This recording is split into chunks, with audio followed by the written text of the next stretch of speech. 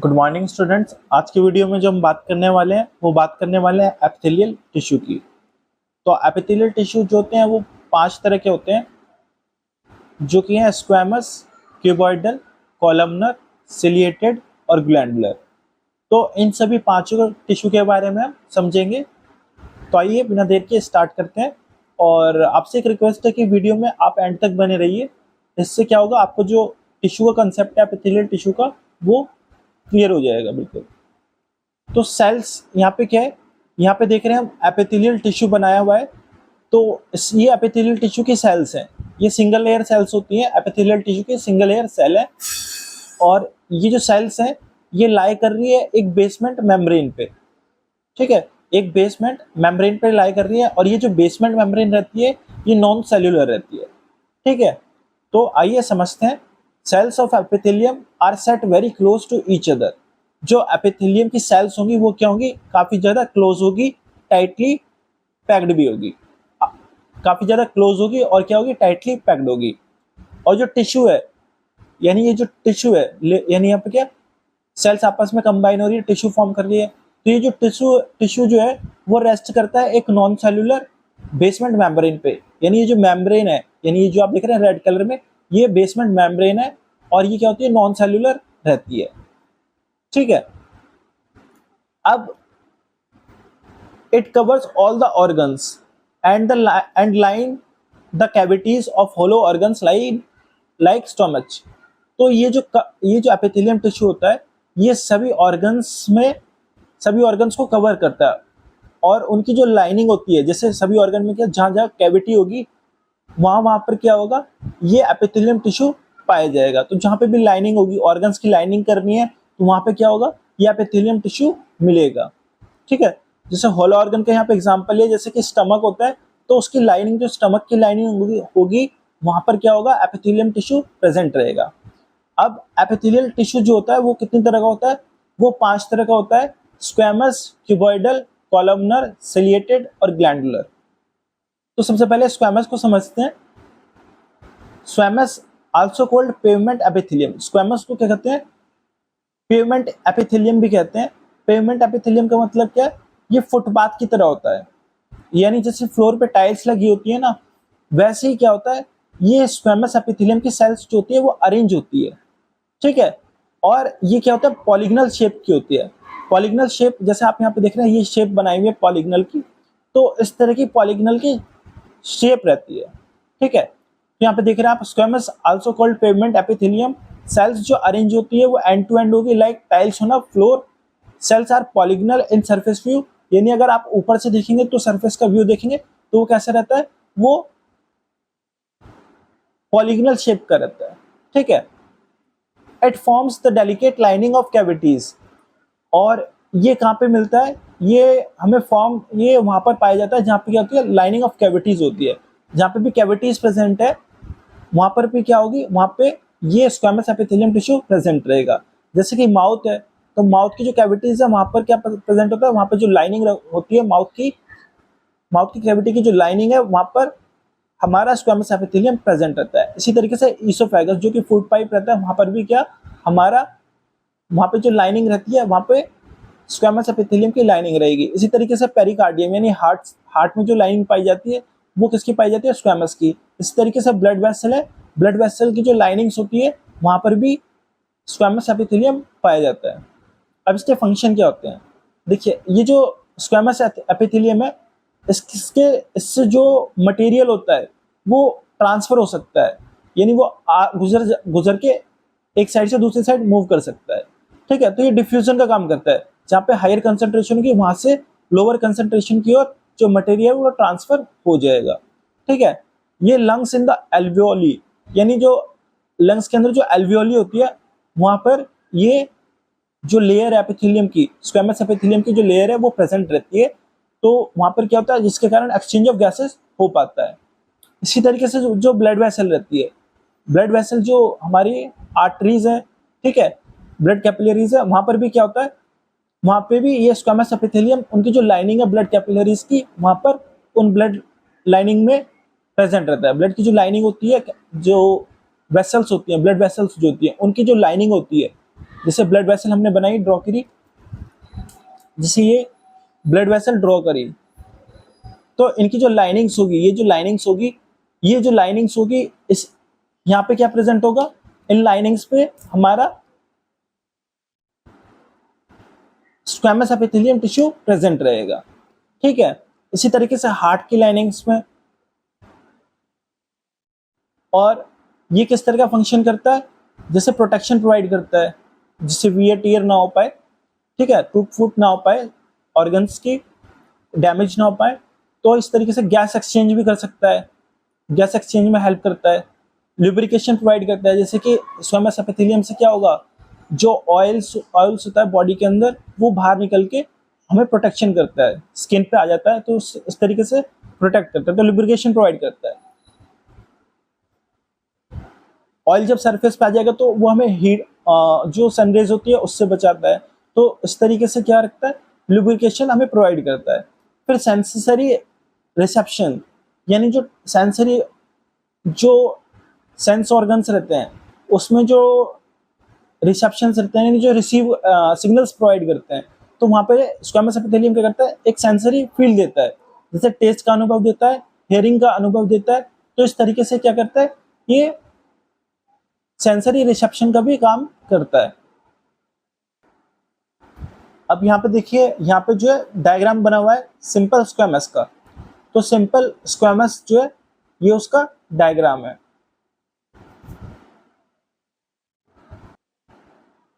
यहाँ पे आप देख रहे हैं इसकी जो सरफेस है वो कहती है फ्लैट सरफेस है, और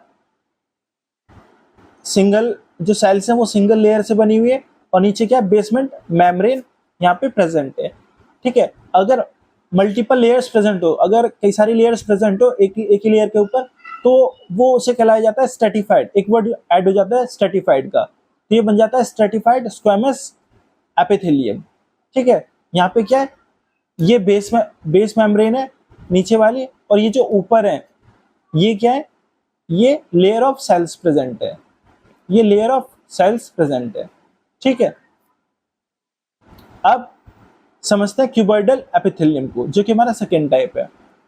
तो फाउंड ये मिलता वहां पर है जहां पर सिक्रेशन और एब्जॉर्प्शन होता है। जैसे बॉडी में क्या सिक्रेट होता है, जैसे सलाइवा सिक्रेट हो रहा है, ठीक है, या फिर हार्मोन सिक्रेट हो रहे हैं, ठीक है, स्वेट सिक्रेट हो रहा है। तो ऐसी जगहों पे क्या, ये क्यूबॉइडल एपिथेलियम पाया जाता है, सिक्रेशन वाली जगह पे।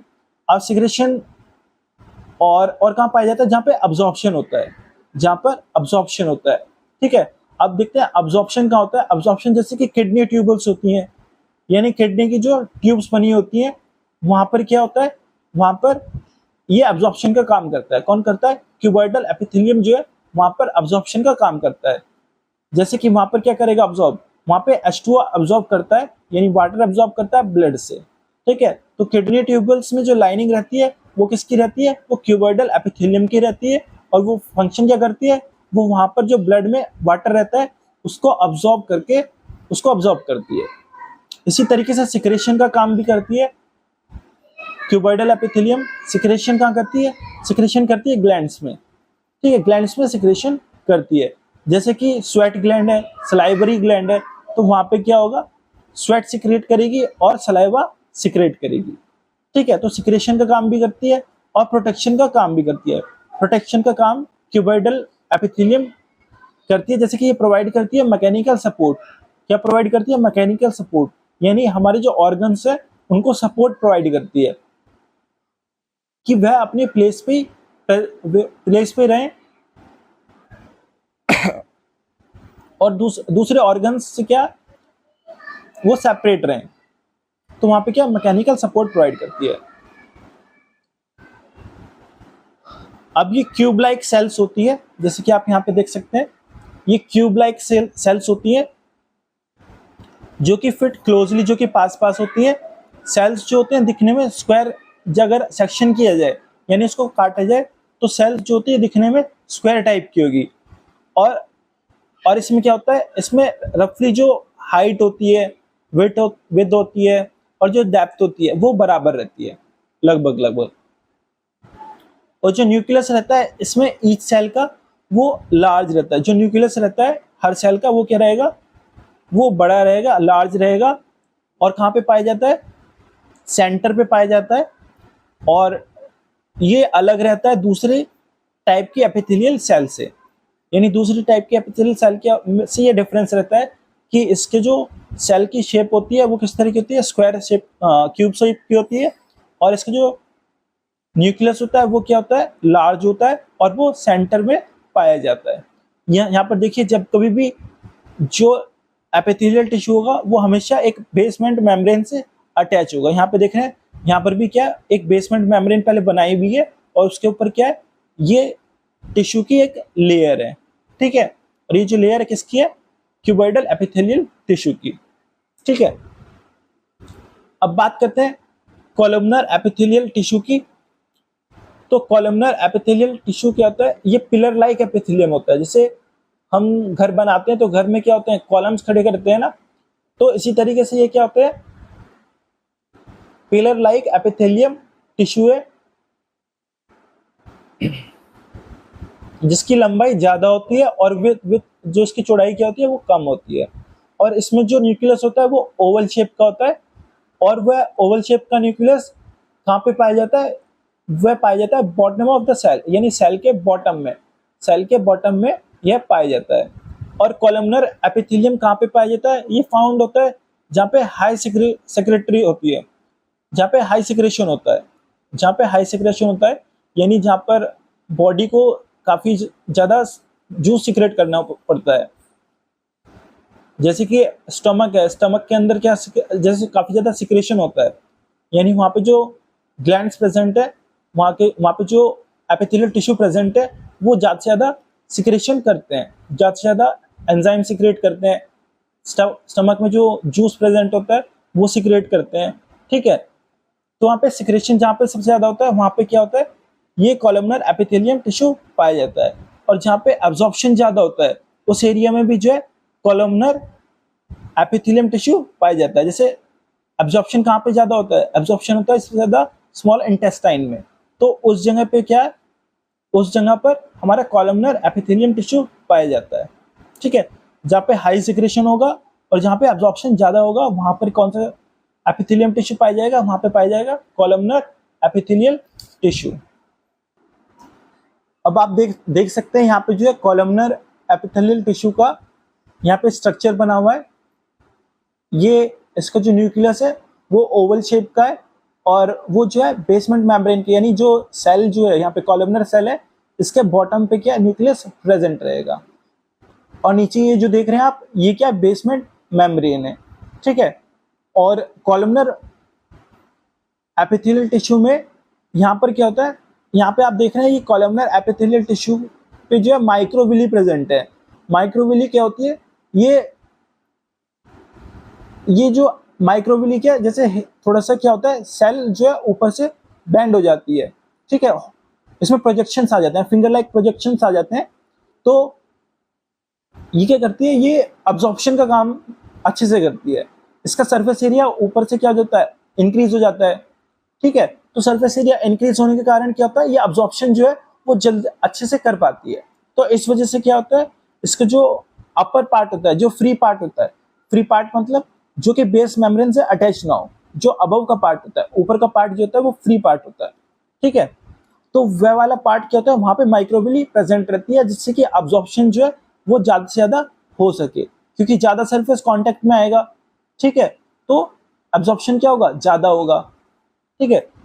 तो border of microvilli is present at the free surface end of each cell, यानी जो बॉर्डर है, ये जो बॉर्डर है यहाँ पे क्या माइक्रोविली प्रेजेंट होती है फ्री सरफेस एंड पर। ये फ्री सरफेस एंड है हर सेल के, जिससे क्या होता है, अब्जॉर्प्शन की एफिशिएंसी जो होती है स्मॉल इंटेस्टाइन की वो बढ़ जाती है, ठीक है। अब है अगला सिलिएटेड एपिथेलियम। अब सिलिएटेड एपिथेलियम क्या होता है, सबसे पहले सिलिया को समझते हैं। देखो सिलिया जो होती है वो फिंगर, जैसे फिंगर्स होते हैं, हेयर लाइक प्रोजेक्शन, जहाँ पे लिखा है हेयर लाइक प्रोजेक्शन जो होते हैं वहां पर, जैसे ये यहाँ पर क्या है कॉलमनर में, यहाँ पे आप देख रहे हैं ये जो होते हैं ये मूवमेंट नहीं कर पाते, ये स्टेशनरी रहते हैं, ये मूवमेंट नहीं कर पाते। पर जो सिलिया होता है सिलिया हेयर लाइक प्रोजेक्शन होता है और जो कि मूव कर पाता है, जो रिदमिक मूवमेंट शो करता है, ठीक है, जो रिदमिक मूवमेंट शो करता है, एक रिदम में मूव करता है। जैसे आप देखते हैं मूवीज में जब गाने बजते हैं तो सब अपने अपने हाथ ऐसे ऐसे हिलाने लग जाते हैं, तो इसी तरीके से ये हेयर लाइक प्रोजेक्शंस होते हैं जो कि मूव करते हैं, ठीक है। ये क्या होता है, थिन टिश्यू, सिलेटेड एपिथेलियम कहते हैं थिन टिश्यू होगा जिसके क्या होते हैं, हेयर लाइक प्रोजेक्शन होते हैं, जिससे कहते हैं हेयर लाइक प्रोजेक्शन को सिलिया, जो मूव करते हैं इन अ वेव लाइक मोशन, जैसे वेव मूव करती है इस तरीके से ये मूव करते हैं, ठीक है। द सिलिया जो कि क्या होती है, सिलिया क्या होता है, प्रोटोप्लाज्मिक आउटग्रोथ होती है, एक प्रोटोप्लाज्मिक आउटग्रोथ होती है, यानी बाहर को निकल जाता है, थोड़ा सा प्रोटोप्लाज्मिक ग्रोथ होती है। हेल्प मूव पार्टिकल्स, जो कि सहायता करती है पार्टिकल्स को मूव करने में और फ्लूइड को मूव करने में ओवर द एपिथेलियल सरफेस, यानी जो एपिथेलियल सरफेस के ऊपर, क्योंकि सिक्रेशन होता है, सिक्रेशन होके वो कहाँ पे आएगा, सरफेस पे आएगा।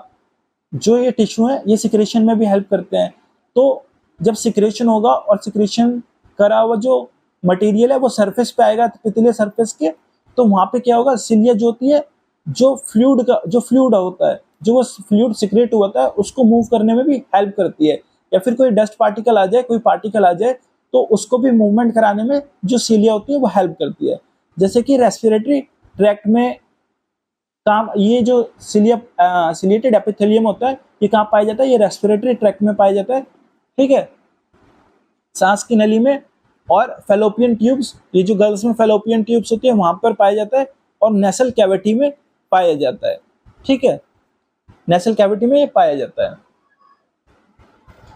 अब ciliated epithelium often occurs in the vicinity of mucus secreting goblet cells, यानी ciliated epithelium जो होता है वो अक्सर कहाँ पे पाया जाता है, वो आसपास में पाया जाता है जहाँ पे म्यूकस सिक्रेटिंग गॉबलेट सेल होती है, यानी जो गॉबलेट सेल होती है जो कि म्यूकस सिक्रेट करती है उसके आसपास में क्या सिलिएटेड एपिथेलियम पाया जाता है। देखिए जहाँ पे गॉबलेट सेल होगी जो कि सिक्रेट करती है म्यूकस, उसके आसपास में सिलिएटेड एपिथेलियम टिश्यू पाया जाता है, ठीक है। और जो ये म्यूकस है ये कंबाइन होता है विद द सिलिया, और सिलिया के साथ ये म्यूकस कंबाइन होके ये सहायता करता है हार्मफुल पार्टिकल्स को बॉडी से बाहर भेजने में। जैसे हमारे नोज होते हैं, नोज में क्या होता है, जैसे कि इसने बताया नेसल कैविटी में क्या प्रेजेंट होता है, सिलिएटेड एपिथेलियम प्रेजेंट होते हैं, तो जो डस्ट पार्टिकल्स आते हैं उसको क्या होता है, उसकी मूवमेंट कराता है और उसे बाहर आउटसाइड में, बॉडी के आउटसाइड पार्ट में, आउटसाइड एरिया में छोड़ देता है, ठीक है। अब यहाँ पे देखिए ये जो सिलिएटेड एपिथेलियम होता है ये दो शेप में पाया जाता है, एक तो क्यूबॉइडल शेप में और एक जो हमने पढ़ा था कॉलमनर शेप में, उस तरीके से पाया जाता है। तो क्यूबॉइडल और कॉलमनर शेप में ये पाया जाता है, और इसके ऊपर क्या, ये फिंगर्स लाइक प्रोजेक्शन है जिसे सीलिया कहते हैं। ये फिंगर्स लाइक प्रोजेक्शन देख रहे हैं आप, जिसे सीलिया कहते हैं। ये भी क्या होता है, बेस मेम्ब्रेन पे रेस्ट कर रहा होगा, और यहाँ पे क्या होगा, ये सिंगल लेयर सेल्स होंगी जो कि क्या होगी, क्यूब शेप की होगी और कॉलमनर शेप की होगी। देखिए in respiratory tract ciliated columnar epithelium helps push air and mucus away to clear the tract. तो जैसे कि रेस्पिरेटरी ट्रैक्ट में पाया जाता है, वहां पे क्या करता है, सहायता करता है कि पुश कर सके एयर को, और जो म्यूकस होता है, म्यूकस क्या होता है, एक लिक्विड होता है जो बॉडी सिक्रेट करती है, तो म्यूकस को अवे करता है, दूर भगाता है हमारे, उसको आउटसाइड भेजता है, और क्या करता है, ये हमारा जो क्लियर होता है ट्रैक्ट को क्लियर कर देता है, जो रेस्पिरेटरी ट्रैक्ट होता है उसको क्लियर कर देता है, ठीक है। अब देखते हैं ग्लैंडुलर एपिथेलियम क्या होता है। ये एक तरह का टिश्यू है जो कि क्या पे पाया जाता है, इंटरनल ऑर्गन्स में पाया जाता है। ग्लैंडुलर एपिथेलियम क्या होता है, एक तरह का टिश्यू है जो कि कहाँ पे पाया जाता है, इंटरनल ऑर्गन्स में पाया जाता है, जहाँ पे ये प्रोड्यूस करता है, यानी ग्लैंडुलर एपिथेलियम क्या करता है, ये प्रोड्यूस करता है और रिलीज करता है सब्सटेंसेस को।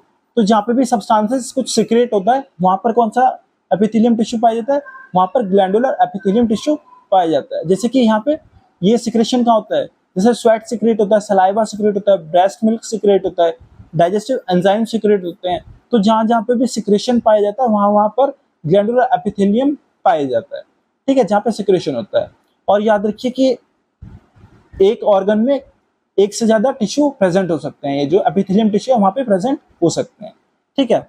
तो फाउंड वेयर, ब्रेस्ट में पाया जाता है ये ग्लैंडुलर एपिथेलियम, लंग्स में पाया जाता है, स्टमक में पाया जाता है, कोलोन यानी कि लार्ज इंटेस्टाइन जो होता है वहां पे पाया जाता है, पैनक्रियाज में पाया जाता है, यूट्रस में पाया जाता है और सर्विक्स में पाया जाता है। अब दो तरह का होता है ये glandular epithelium tissue, unicellular glandular cell और मल्टीसेल्युलर ग्लैंडुलर सेल्स।